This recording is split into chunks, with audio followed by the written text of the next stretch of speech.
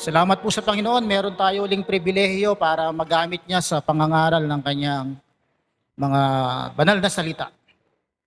Nakakatuwa yung choir, inunahan na kanina yung mga taga-amen natin, sila na yung naunang nag-amen dito. Kaya lang mahina. Ayan. Isang araw, meron ako napanood na video, sabi ng kanta, ang ganda na yun eh.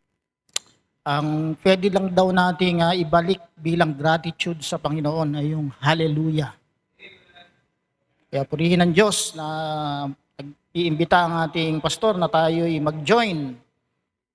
Kaya mag-join kayo sa choir. Blessing yon. Sige po, tayo po ay dadako sa ating pag-aaral ng kanyang banal na salita.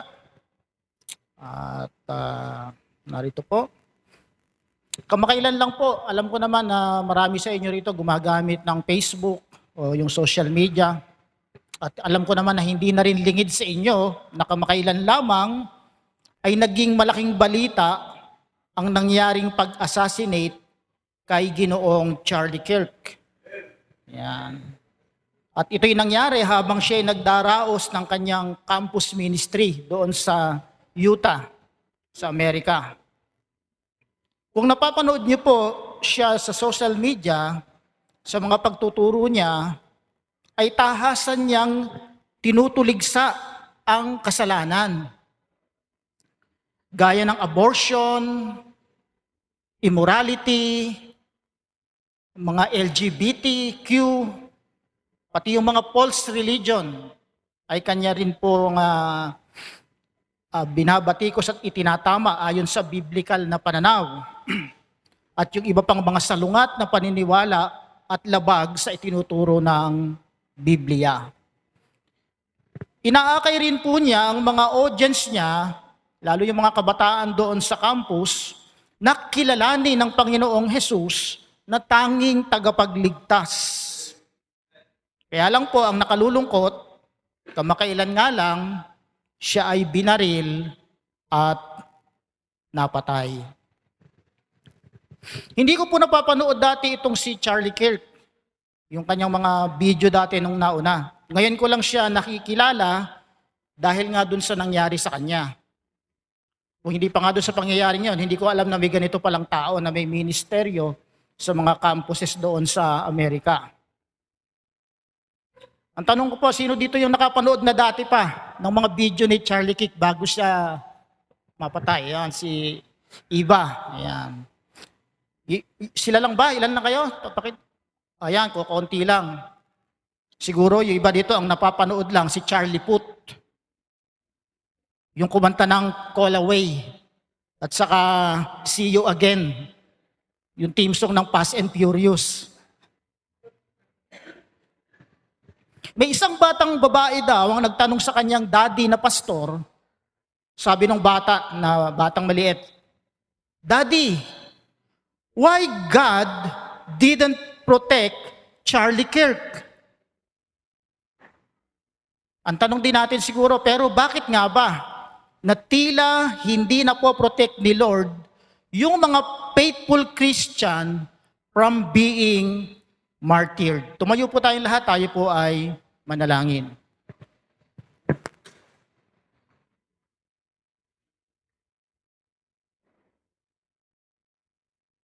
Ama naming Diyos na nasa langit, muli po Panginoon, kami ay naririto ng iyong mga anak upang tunghayan po ang mga katotohanan mula sa iyong mga banal na salita sa Biblia. Tulungan mo kami Panginoong Diyos, ipaunawa po sa amin ang inyong mga kalooban. Kung bakit Panginoon ang mga hindi kanais-nais na pangyayari ay nagaganap sa aming mga buhay, sa aming kalagitnaan Panginoon Diyos. Patawad Panginoon anumang karumihan at kasalanan na nasa aming mga isip, nasa aming mga puso.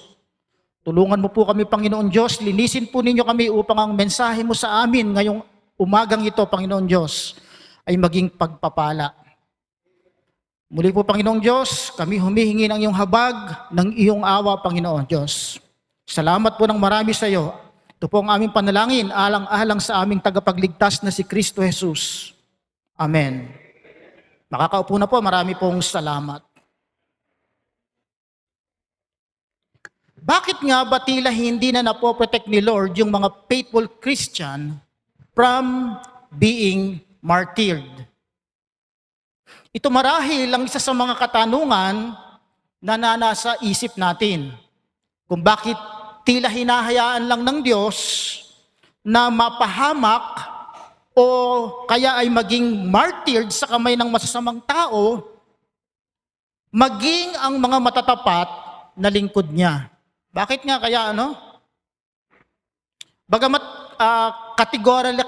categorically daw po ay hindi pa daw maituturing na martyr itong si Charlie Kirk dahil nakadepende po yan sa motive ng killer.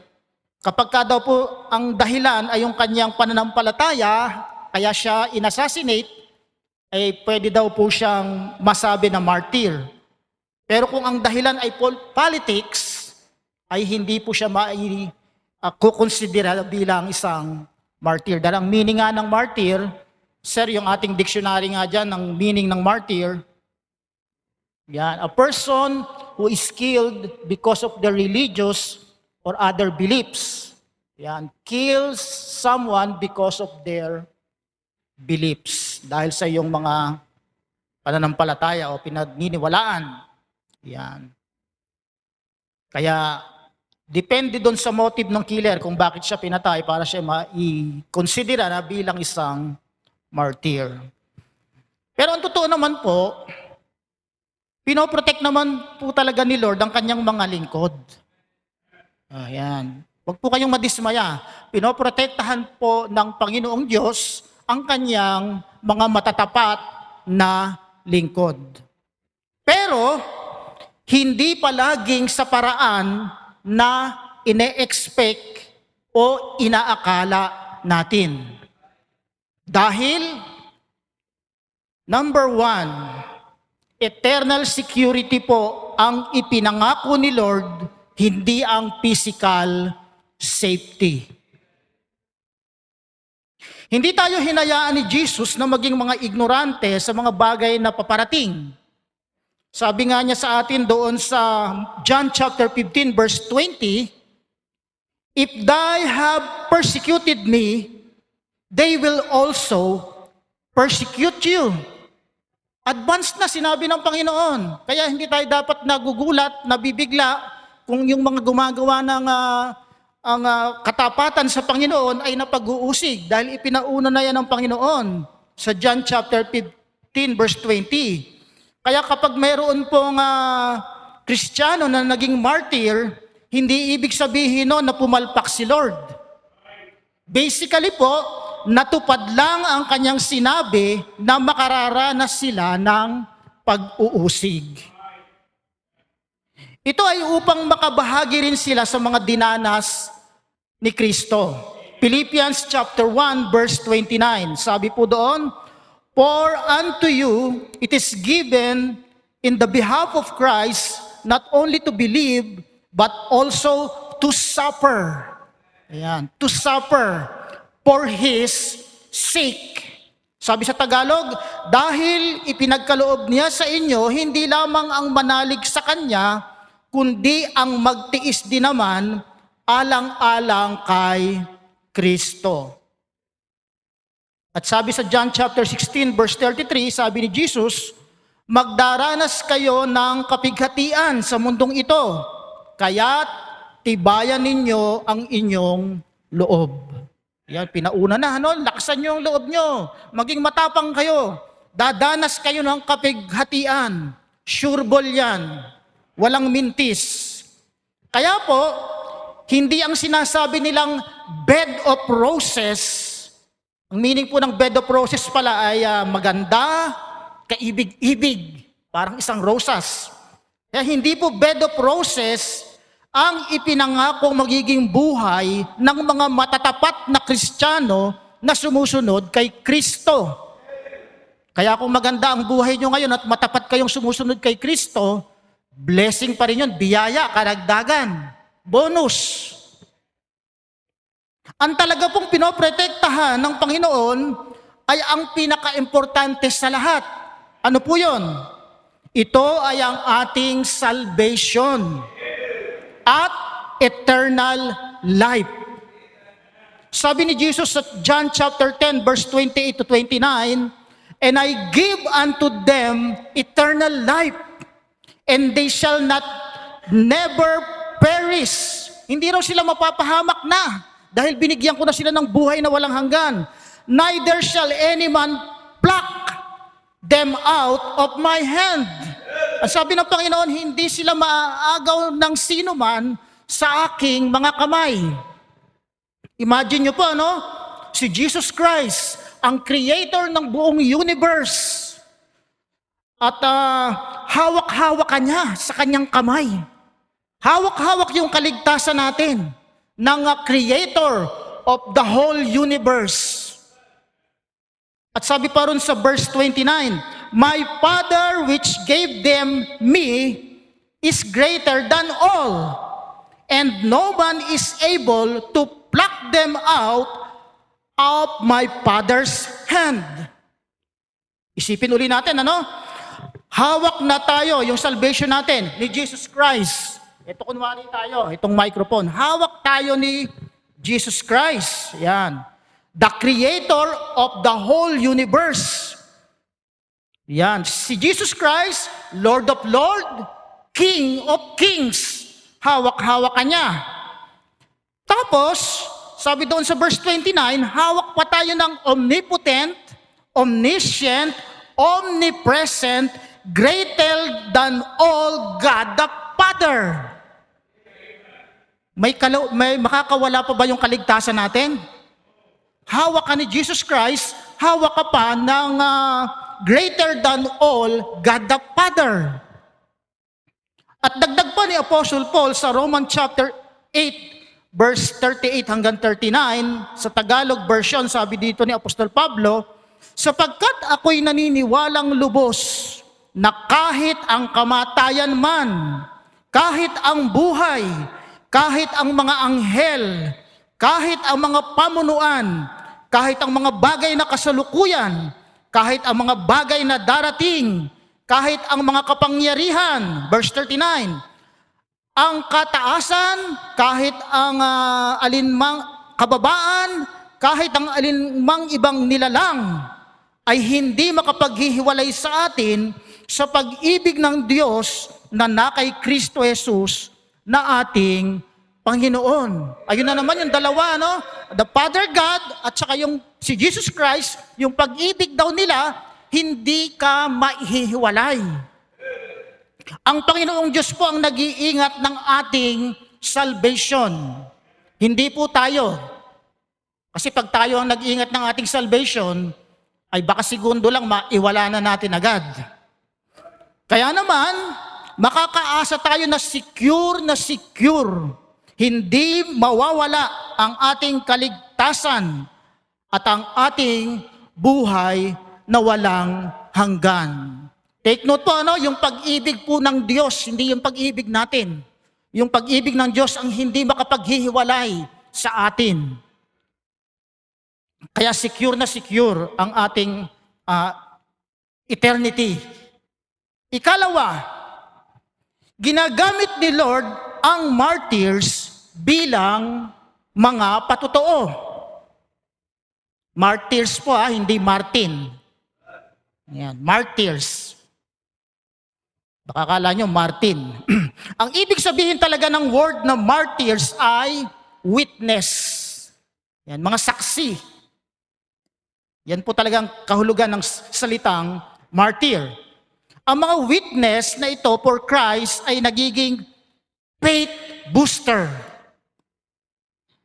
Nagiging faith booster sila ng church dahil sa kanilang katapangan at paninindigan, tulad na lang po ng nangyari nung pinatay itong si Stephen sa Acts chapter 7, verses 54 hanggang 60. Sabi po doon, sa Tagalog version, 54 to 60. Nang marinig nga nila ang mga bagay na ito, ay nangagsugatan sila sa puso at siya ay pinagalitan nila ng kanilang mga ngipin.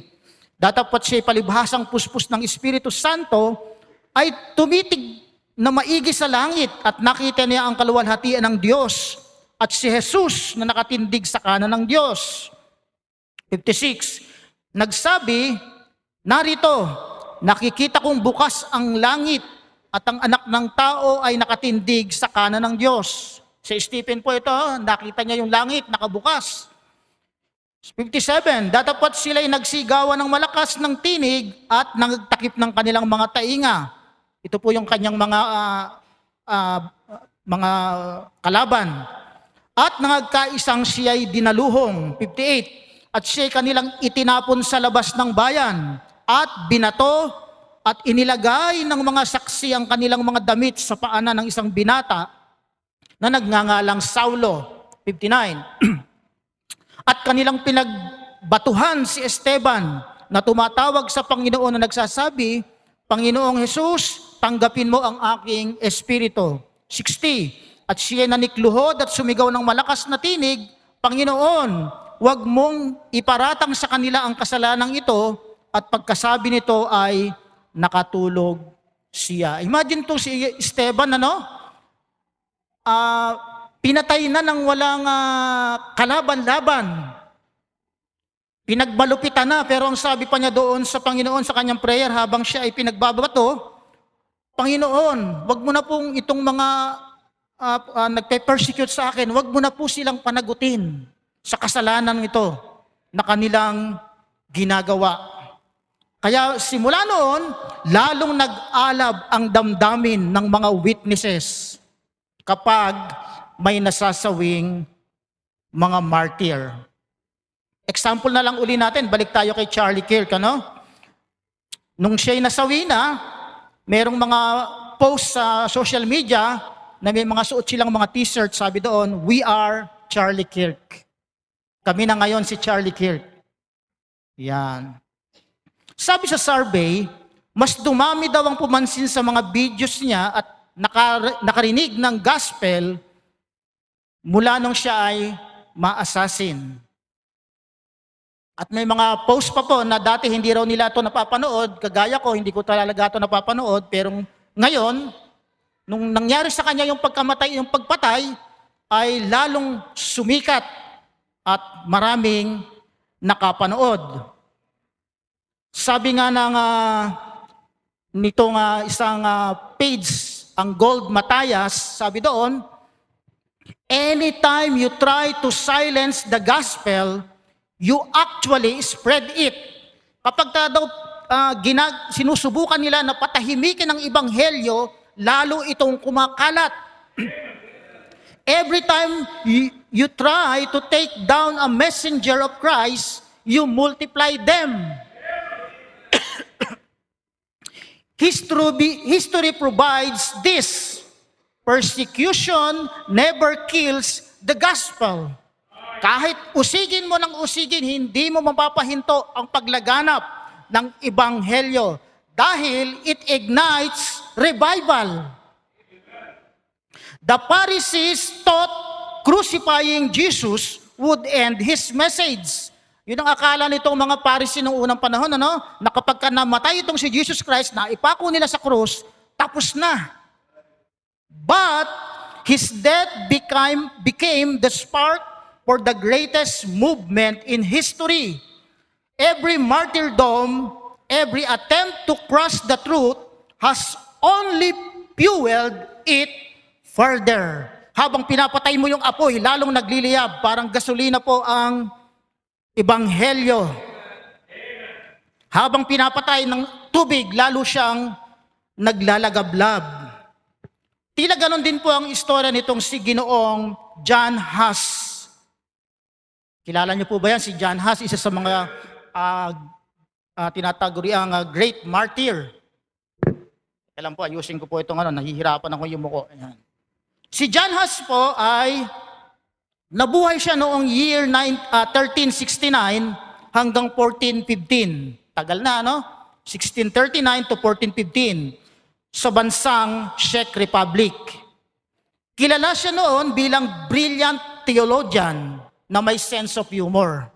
Yan, kumbaga, theologian, tapos mapagbiro, mapagpatawa. Yan, may sense of humor. Kaya pati po yung apelyido po niya na Has, na sa wikang Czech ay gansa, ay madalas niyang gawing katatawanan sa kanyang mga pangangaral. Yan, siguro ina-example niya yung apelyido niya na gansa at nagpapatawa. Siya po ay inakusahang heretic ng Roman Catholic Church nung panahon niya. Kasi po, ipinapangaral niya na ang Bible ang final authority at hindi ang tradisyon. Na hindi ang Papa sa Roma ang head of the church, kundi si Jesus Christ. Lalong tumindi ang galit ng oposisyon sa kanya nang ipangaral niya na ang mga ibinebenta noon ng Roman Catholic Church na mga indulgences ay isang money-making scheme o isang scam. Dahil ang maliwanag na turo ng Bible na ang kaligtasan ng kaluluwa ay sa pamamagitan ng biyaya lang ng Diyos at hindi sa pamamagitan ng indulgences. Sabi pa niya na ang mga mamamayan daw ng Czech Republic ay naaabuso spiritually at financially. Napeperahan ang mga mamamayan ng Czech dahil sa ginagawang ito ng Roman Catholic Church. Si John Huss ay nanindigan para sa Diyos at para sa kanyang mga kababayan. Kaya't siya ay pinadakip at nilitis ng hindi patas at hindi naaayon sa batas. Kumbaga, illegal yung ginawang pagdakip at paglilitis kay John Huss. At dahil sa hindi niya pagbawi sa mga itinuro niya, kasi nagkaroon ng kasunduan, sabi, palalayain ka namin, basta yung sabihin mo lang na yung mga itinuro mo, yung mga isinulat mo ay hindi totoo. Fake news. Yan. Pero hindi niya tinanggap yung offer. Sa halip, siya ay nanindigan sa kanyang mga isinulat. At sabi niya, gagawin ko lang yan. I-prove niyo muna sa akin mula sa Bible na mali nga yung mga sinabi ko at itinuro at yung mga isinulat. Kung hindi ma-prove ng Roman Catholic Church, kaya itong si John Huss ay dahil sa kanyang pagbubunyag ng mga kamalian, ay nasentensyahan na sunugin ng buhay. Pero, bago siya sunugin ng kanyang mga kalaban, ang sabi ni John Huss, nung nandun na siya doon sa lugar na pagsusunugan sa kanya, sa plaza, sabi niya doon, sa mga tao, maraming tao nanonood, yung mga kalaban niya, at siguro nakagapos na siya roon, andito na yung posting malaki, nakatali siya doon, tapos maraming panggatong sa kanyang paa, kagaya ng ginawa kay William Tyndale. Sabi ni John Huss sa kanyang mga kumakalaban sa kanya, sabi niya, "Today, you burn a goose." Yung gansa, ay yung gansa. "But in 100 years," sabi niya, "as one will arise, which you will prove unable to boil or roast." Ulitin ko sabi niya, "Today, you burn a goose, but in 100 years, as one will arise, which you will prove unable to boil or roast." Tinignan ko po yung pagkakaiba nitong goose at saka yung swan. Mas malaki pala yung swan kaysa sa goose. Yun po yung kanilang pagkakaiba. Bagamat pag binanggit natin, parehas lang yung gansa sa Tagalog. Yan. Habang ito pong si John Huss ay sinusunog, siguro itong mga nag-execute sa kanya ay kumakanta pa ng, "I want you to burn, burn for me, baby, like a candle in my mind. Oh, burn." Siguro ganun pa kinakanta nila, kasi sinusunog nila si John Huss. "Burn for me, burn for me." Gigil na gigil siguro. Pero ayon po sa history, totoo na to habang sinusunog daw itong si John Huss, imbis na dumaing at umiyak sa sakit, ay kumakanta pa daw ito ng malakas. Siguro ang kinakanta niya, "Give me oil in my lamp, keep me burning, burning, burning. Give me oil in my lamp, I pray. Give me oil in my lamp, keep me burning, burning, burning. Keep me burning till the break of dawn. Kaya lalong nagalit yung mga opposition sa kanya. Pero ayon po talaga sa history, totoo na po talaga to. Inaawit po ni John Huss sa isang hymn. Isang hymn na patungkol sa mercies and forgiveness of God para sa mga nag-e-execute sa kanya. Imagine tong taong ito, ano? Sinusunog na ng buhay ng kanyang ng mga kumakalaban sa kanya, pero inaawitan pa niya ng isang kanta na nagsasabing patawarin sila ng Diyos, kahabaganawa sila ng Diyos. Grabe itong mga martir ng mga tao na ito para sa kanilang pananampalataya sa ating Panginoong Hesukristo. Pero gayon pa man, kahit gano'n na yung ginagawa ni John Huss, na sabi niya, patawarin niyo sila, Panginoon Diyos, kahabagan niyo itong mga sumusunog sa akin, hindi pa rin naglubag yung kalooban nitong mga nag-execute sa kanya. At sa tindi ng kanilang galit, pati ang kanyang abo ay kinuha nila para itapon sa ilog. Matinding galit, ano? Sinibot pa yung abo at itinapon, sinaboy sa ilog. Pati yung abo, hindi nila pinatawad. Dahil para sa kanila ay walang dapat matira sa mga labi ng isang heretic gaya ni John Huss. Grabe. Pero ang tanong, wala nga bang natira kay John Huss? A few 100 years later. Sa isang library, isang curious na kabataang monghe ang nakabasa ng mga aklat ni John Huss. At ang sabi po niya, ako'y lubhang nagtataka at hindi ko maintindihan ang dahilan kung bakit ang ganito kadakilang tao na napakahusay na naipaliwanag ang banal na kasulatan ay kanilang sinunog. Ang kabataang monghe na iyon ay si Martin Luther. Daswan. Ang isa sa itinuturing na ama ng reformasyon. Kaya umusbong ang tinatawag ngayong protestante. Sinunog nila yung goose. After 100 years, nagkatotoo yung sinabi ni John Huss, lumitaw ang isang swan sa katauhan ni Martin Luther. Sabi nga, martyrdom shouts, Jesus is worth more than life. Jesus is worth more than life. Ikatlo, ginagamit ni Lord ang kamatayan ng martyrs para sa ikabubuti ng church. Sabi ng Romans 8:28, sabi doon, God works all things, even suffering and death, for the good of those who love Him. Kaya kahit na yan ay suffering, kamatayan, ay ginagamit yan ng Diyos.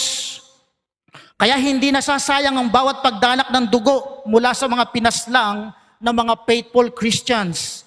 Dahil hindi po pwede itong dahil yung mga dugo na yon ng mga faithful Christians ay po pwedeng mag-inspire ng revival, mag-strengthen ng church, magbigay glory kay Christ sa paraang pwedeng hindi pa ganoon kalinaw o ka-clear sa atin ngayon. Paano kaya nakapagbibigay ng glory yung kamatayan ng isang martyr? Bagamat hindi pa malinaw sa atin ngayon, lilinaw yan sa atin sa mga darating na panahon.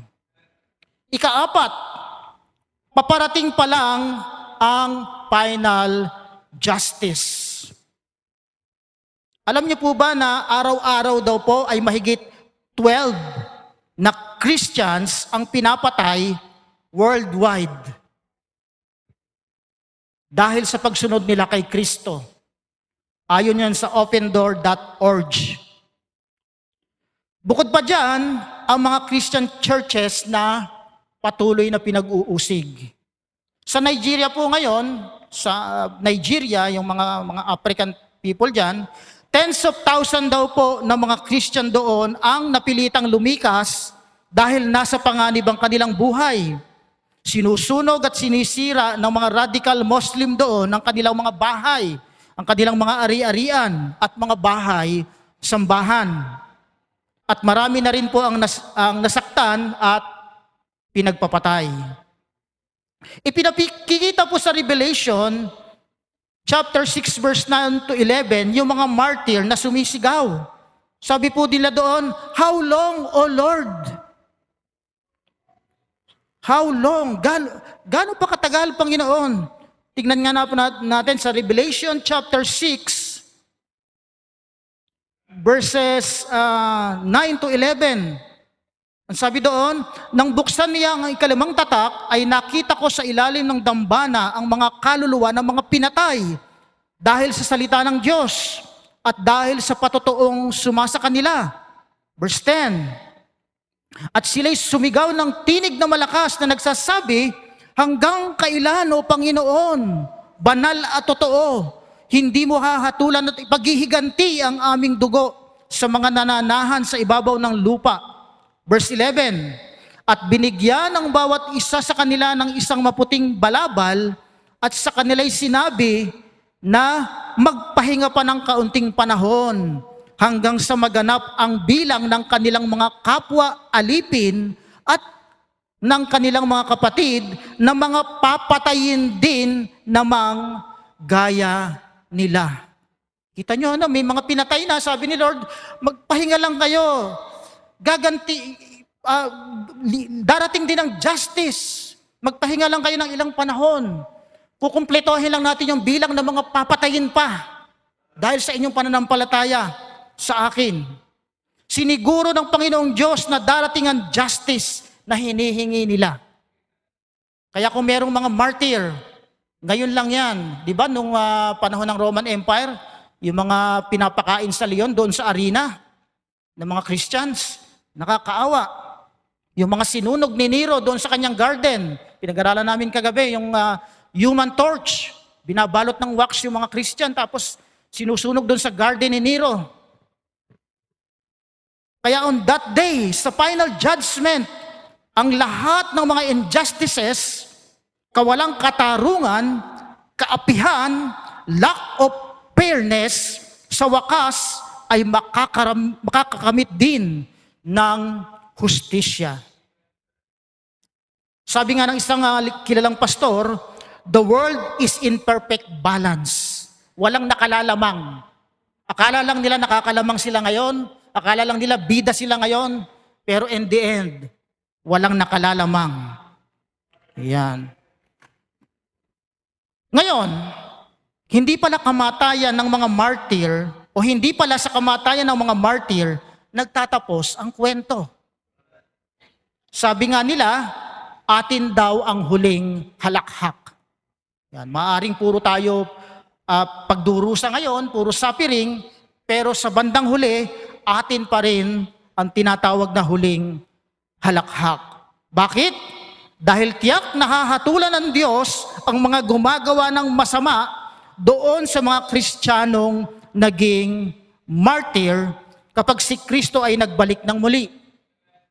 God will vindicate them at Christ's return.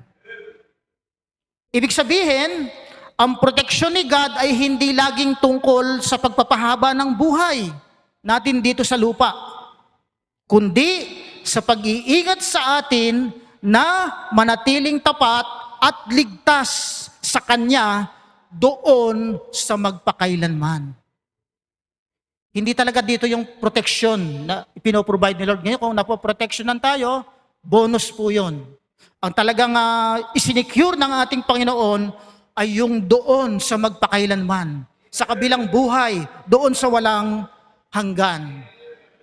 Sabi nga po nitong isang pastor, si Pastor Kerox Pascua, sabi po niya, kung earthly survival lang daw po ang goal ni Lord para sa atin, di sana daw po ay pinakain na lang niya tayo ng tig-isang bandihadong pansit araw-araw para humaba ang ating buhay. Kasi di ba kasabihan yung pansit pampahaba ng buhay? Ang sabi ng Panginoong Hesukristo, ano ang mapapakinabangan ng isang tao kung makamtan man niya ang lahat ng yaman ng sanlibutan kung mapapahamak naman ang kanyang kaluluwa.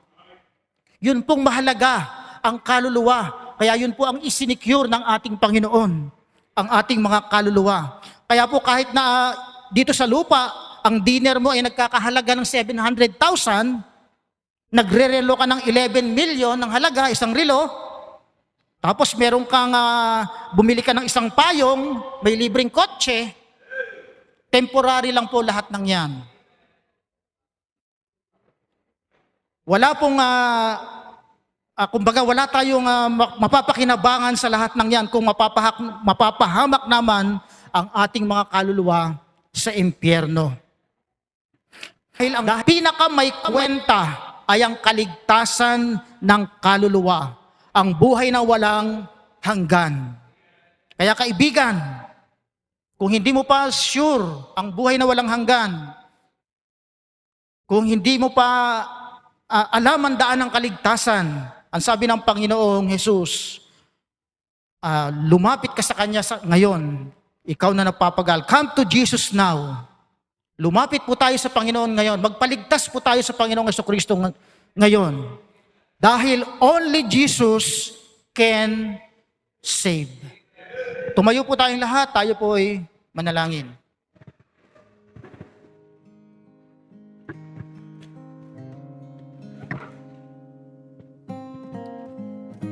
Muli po aming Diyos, kami po ay nagpapasalamat sa iyong ginawa, Panginoon, sa krus ng Kalbaryo, sa iyong mga paghihirap, sa iyong mga dinanas, Panginoon, para kami ay tubusin, bayaran ang aming mga kasalanan, Panginoong Diyos. Salamat po at hindi doon nagtatapos ang lahat, kundi iyo pang sinigurado, sinicure ang aming kaligtasan, at araw-araw ay patuloy mo itong iniingatan. Maraming salamat, Panginoon, sa iyong kabutihan.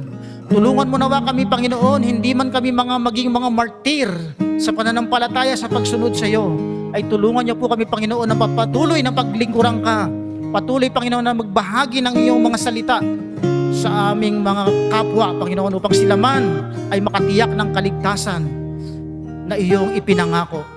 Sa pagpapatuloy po ng ating panalangin, narito ang ating pastor. Salamat po. Ang ating kaligtasan ay secure. Ang nag-secure nito yung ang Panginoong Jesucristo at yung Ama na nasa langit. Kaya wala na tayong problema when we talk about our salvation. At yung salvation natin, hindi nawawala yan kasi hindi tayong may hawak. Secure ang ating kaligtasan. At hindi pinangako ng Panginoon na hindi na tayo magkakasakit. Hindi pinangako ng Panginoon yung total security ng protection habang nabubuhay tayo dito. Malinaw yon. Kung meron man protection tayo, nagbiyahe, naproteksyonan, may sakit, gumaling, tawag doon ay biyaya na lang yon at bonus na lang sa atin. Ngayon ang challenge, mga kapatid, ganito. Kung sigurado na ang kaligtasan mo dahil sa ginawa ni Kristo, ano naman ang pwede mo pang gawin para kay Kristo? Baka naman pwedeng dagdagan ng paglilingkod. Kasi hindi mo na problema yung pupuntahan ng iyong kaluluwa, langit ka na. Binubuhay ka pa ng Diyos. Saan mo madalas ginagamit yan? Baka naman, extend natin ang paglilingkod sa Panginoon. Baka naman pwede ka pang sumali sa choir. Baka naman pwedeng agahan mo ang pagpunta sa church. Baka naman pwedeng mag-participate ka, magpamerienda para sa gawain ng Diyos. Baka naman pwedeng sumama ka sa soul winning.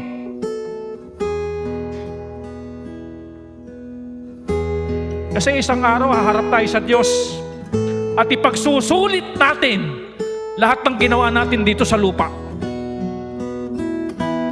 Come on, you forward. Make a commitment before the Lord.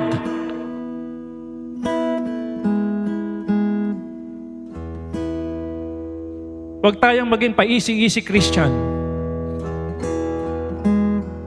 Dahil ang ating salvation na pinakamahalaga ay mayroon na tayo. Yung mga material things, iwanan natin yan. Maluluma yan. Mawawala yan. Dating maganda, papangit din yan. Pero yung ginawa nating paglilingkod sa Panginoon is not in vain. Pukusan natin yon. Bigyan natin ng panahon. Huwag mga kapatid na lagi ang gawain ng Panginoon is lagi na lang last choice. Lagi na lang ang gawain ng Diyos ang nag-a-adjust. Bumabagyo, huwag mo na akong dadalo. Lagi na lang ang gawain. Busy ako, hindi mo na ako sasali sa ministry niyan. Lagi, bakit ganun? Bakit lagi ang ministry, ang gawain ang laging nag-a-adjust? Pero hindi in-adjust ng Panginoon ang kaligtasan mo. 100% you are saved. Hindi binabawasan ng Diyos ang kaligtasan mo. Hindi ina-adjust ng ilang porsyento ang kaligtasan mo. You are 100% saved!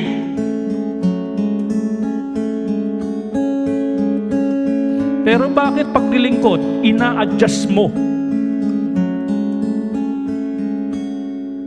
Ama naming Diyos, salamat sa mensahe.